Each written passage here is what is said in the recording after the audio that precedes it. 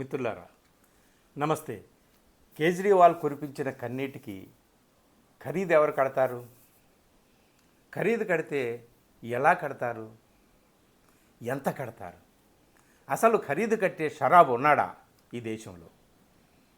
మిత్రులారా, కేవలం కేజ్రీవాల్ పెట్టుకున్నటువంటి కన్నీళ్ళు ఒక కేజ్రీవాల్కి మాత్రమే సంబంధించినటువంటి కన్నీళ్ళు కాదండి. ఈ దేశంలో ఉన్నటువంటి ప్రజాస్వామిక వ్యవస్థలు, సంస్థలు, రాజ్యాంగం సమస్తము కూడా సర్వాంగాలతో దేశమే కన్నీళ్లు పెట్టుకుంటుందా అన్న ఒక డౌటు ఎవరికైనా వస్తుందన్నమాట. అయితే ఏమైంది ఇప్పుడు కేజ్రీవాల్ మీద కింద కోర్టు ఒక Rouse Avenue court, special court కొట్టివేస్తే ఏమైంది? హైకోర్టు ఉంది, సుప్రీంకోర్టు ఉంది అనవచ్చు. కానీ కీలకంగా మిత్రులారా ఇక్కడ మనం గమనించాల్సింది ఏమిటి అంటే, కోర్టు చెప్పినటువంటి, స్పెషల్ కోర్టు జడ్జి చెప్పినటువంటి ఆ మాటలు ఉన్నాయే అవి చాలా కీలకం.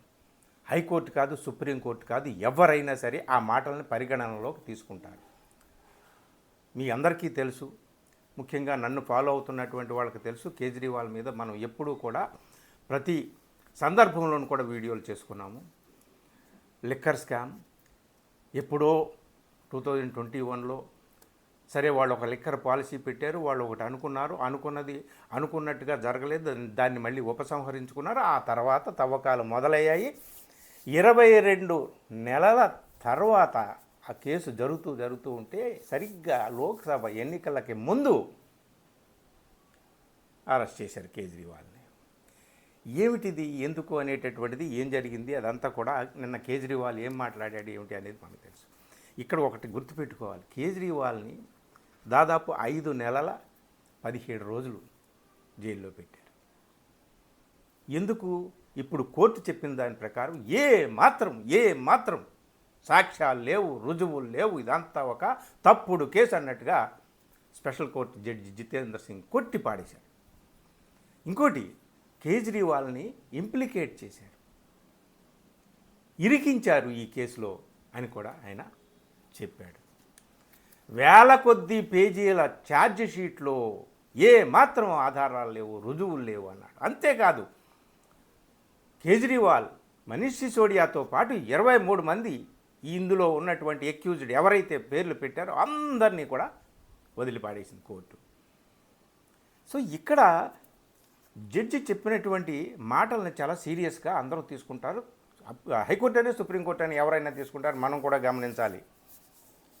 ఇరికించారు, వేల పేజీల ఛార్జ్ షీటు, అందులో ఒక్క ఆధారం లేదు, రుజువు లేదు.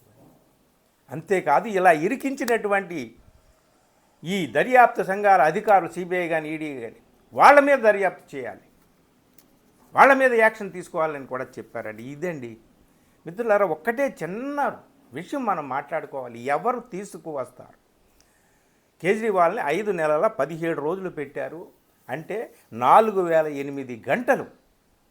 ఇంకా నిమిషాల్లో చెప్పాలంటే 2,40,480 నిమిషాలు ఆయన్ని జైల్లో పెట్టారు. ఎందుకు పెట్టారు? ఇప్పుడు కోర్టు చెప్పిన దాని ప్రకారం ఏ మాత్రం ఆధారం లేకుండా పెట్టారు. సరే, కేజ్రీవాల్ రాజకీయ కుట్ర చేశారు, మోడీ, అమిత్ షా అని అంటున్నారు. సరే, కుట్రపూరితంగానే పెట్టారని ఇప్పుడైతే అర్థమవుతుంది. అలాగే మనీష్ సిసోడియానైతే రెండు సంవత్సరాలండి, 2 సంవత్సరాలు 530 రోజులు, దాదాపు 530 రోజులు జైల్లో పెట్టారు. అంటే గంటల్లో లెక్క వేస్తే 12,720, నిమిషాల్లో లెక్క వేస్తే సిసోడియాది 7,63,200. మరి ఈ సమయాన్ని తిరిగి వాళ్లకు ఎవరిస్తారు? అనవసరంగా ఏ విధమైనటువంటి రుజువులు, సాక్ష్యాధారాలు లేకుండా కేవలం రాజకీయ కారణాలతో వాళ్ళని జైల్లో పెడితేనే తప్ప మనం గెలవలేము అనేటటువంటి ఒక దురుద్దేశంతోనే వాళ్ళని ఇలా చేశారు అని చెప్పి కోర్టులో కూడా కోర్టు జడ్జి చేసినటువంటి వ్యాఖ్యల్లో మనకు అంతరార్థం అర్థమవుతూ ఉంది. సరే, కేజ్రీవాల్ కన్నీళ్ళు పెట్టుకున్నాడండి. చిన్న పిల్లవాడిలాగా కన్నీళ్ళు పెట్టుకున్నాడు. పక్కనే మనీష్ సిసోడియా ఉన్నాడు, ఆయన కన్నీళ్ళు పెట్టుకుంటూ అతన్ని ఇలాగా రెండు చేతులతో పట్టుకున్నాడు. అక్కడ ఉన్నటువంటి ప్రెస్ వాళ్ళందరికీ కూడా కన్నీళ్ళు వచ్చాయి. ఇది కేవలం కేజ్రీవాల్ కన్నీళ్ళు మాత్రమే కాదు, దేశమంతా ఇదిగో ఈ దేశంలో ప్రజాస్వామ్యం ఎలా వెలిగిపోతుందో చూసి దేశమంతా పెట్టుకున్నటువంటి కన్నీళ్ళలాగా మనకి కనిపించవచ్చు. ఇప్పుడు మనం చూస్తున్నాం, ఏ అగ్రరాజ్యాధినేతకు సంతోషం కలిగించడానికి, ఆనందం కలిగించడానికి మన రాజ్యాధినేతలు ఏం చేస్తున్నారు, ఎక్కడికి వెళుతున్నారు, ఏ రక్త పిపాసితో కరచాలనాలు చేస్తున్నారు, కౌగిలింతలు ఇస్తున్నారు, ఏం చేస్తున్నారు. అమెరికాతో చేసుకున్నటువంటి ఒప్పందాన్ని దారి తప్పించడానికి ప్రజలందరినీ కూడా దాని నుంచి దృష్టి మళ్లించడానికి బ్రెజిల్ నుంచి వస్తారు, యూకే నుంచి వస్తారు, ఫ్రాన్స్ నుంచి వస్తారు, రకరకాలుగా హడావిడిగా హుటాహుటిగా పర్యటనలు, విదేశీ పర్యటనలు, ఒప్పందాలు రకరకాలుగా ఎంత మసిపూసి మారేడుకాయ చేసేటటువంటి పనులు జరుగుతున్నాయి. కేజ్రీవాల్ని జైల్లో పెడితేనే తప్ప మేము నెగ్గలేము అనేటటువంటి కేవలం ఏకైక లక్ష్యంతోనే ఆయన్ని జైల్లో పెట్టారా అని అనిపిస్తుంది అనమాట. సో ఇప్పుడు కేజ్రీవాల్ ఒకటే మాట అన్నాడు, అయ్యా మోదీ గారు, మీరు దయచేసి నాలాంటి వాళ్ళని జైల్లో పెట్టడం ద్వారా మీరు గద్దెనెక్కాలని, సింహాసనాలు ఆక్రమించాలని, ఎన్నికల్లో విజయాలు సాధించాలని అనుకోకండి. దేశం చాలా సమస్యలతో, నిరుద్యోగ సమస్య, రైతుల సమస్య, అధిక ధరల సమస్య, ఆర్థిక సమస్య, ఇట్లాగ సమస్యలతో కొట్టు మిట్టాడిపోతుంది దేశం. కాస్త దేశాన్ని పట్టించుకోండి అయ్యా, మాలాంటి వాళ్ళని కాదు, ప్రతిపక్షాల నేతల్ని కాదు తీసుకెళ్ళి. ఎన్నికల సమయంలో అమిత్ షా ఎంత విరుచుకుపడ్డాడు, నిర్లజ్జగా సిగ్గు లేకుండా కేజ్రీవాల్ జైల్లో కూర్చొని కూడా ఇంకా ముఖ్యమంత్రి పదవి వదలటం లేదు అని చెప్పేసి. అంటే ఆయన వదలాలి. లాలూ ప్రసాద్ వదిలేశాడు, జయలలిత వదిలేసింది జైలుకి వెళ్తే, ఈయన ఎందుకు వదలడని చెప్పి సిగ్గు లేకుండా నిర్లజ్జగా అని అన్నాడు ఆయన మాటలు ఈయన్ని, కేజ్రీవాల్. మరి ఇప్పుడు సిగ్గు ఉన్నటువంటి వాళ్ళైతే, సిగ్గు శరం ఉన్నటువంటి వాళ్ళైతే మరి ఈ స్పెషల్ కోర్టు ఇచ్చినటువంటి జడ్జిమెంట్తో పై కోర్టులకు వెళ్ళకుండా లెంపలేసుకొని పొరపాటు జరిగిందని క్షమాపణ చెప్పుకుంటారా? కేజ్రీవాల్కి చెప్పకపోయినా కనీసం దేశానికైనా చెప్పుకుంటారా? చెప్పుకోరు. అహంభావం, గర్వంలో మన వాళ్ళని కొట్టిన వాళ్ళు ఎవరూ లేరు ఈ ప్రపంచంలో. కాకపోతే గర్వాలు, అహంభావాలు కాదు, ఈ దేశంలో ఉన్నటువంటి ప్రజాస్వామ్యం, అలాగే ప్రజాస్వామిక సంస్థలు, రాజ్యాంగ సంస్థలు ఎవరి గుప్పెట్లో ఉన్నాయి, ఏ విధంగా ఉన్నాయి, సిబిఐ, ఈడీఐ ఎవరిని ఏ విధంగా ఇరికిస్తుంది, ఏమిటి, తద్వారా వాళ్ళు కోల్పోతున్నటువంటి ఆ రాజకీయ జీవితం.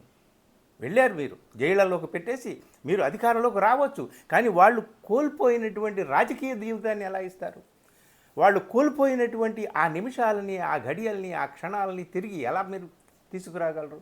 ప్రొఫెసర్ సాయిబాబాని 10 సంవత్సరాలు జైల్లో పెట్టి ఒక్క రుజువు లేదని వదిలేశారే, కొన్నాళ్ళకి ఆయన చనిపోయాడే, ఆ 10 సంవత్సరాల విలువైన సమయాన్ని ఆయనకి తిరిగి ఇవ్వగలిగారా? దేశం ఎంత అద్భుతమైనటువంటి ఒక మేధావిని కోల్పోయింది, మళ్ళీ తిరిగి ఇవ్వగలిగారా?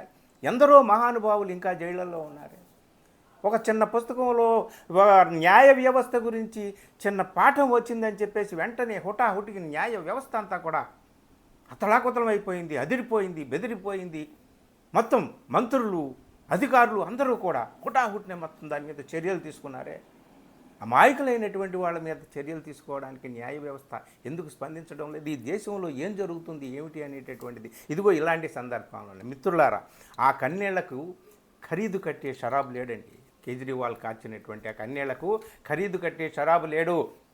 కేవలం కన్నీళ్ళకి కన్నీళ్ళే సమాధానం, కన్నీళ్ళకి కన్నీళ్ళే విలువ, కన్నీళ్ళకి కన్నీళ్ళే మూల్యం. అంటే ఆ కన్నీళ్లు చూసి మనలో కూడా కొన్ని కన్నీళ్లు రాగలిగితే విషయం ఏం జరిగిందో అర్థం చేసుకుంటాం. అలా అర్థం చేసుకుంటే స్పందించాల్సినటువంటి సమయంలో, స్పందించాల్సినటువంటి రీతిలో మనం స్పందిస్తాం. లేకపోతే పూర్తిగా దేశమే నరాలు కూడా స్తంభించిపోతాయి, నిర్వీర్యం అయిపోతుంది దేశం. కేజ్రీవాల్ చెప్పినటువంటి కేజ్రీవాల్ కన్నీళ్లు చెప్తున్నటువంటి కథ ఇది, ఇస్తున్నటువంటి సందేశం ఇది, చేస్తున్నటువంటి హెచ్చరిక ఇది. మిత్రులారా, థ్యాంక్ యూ.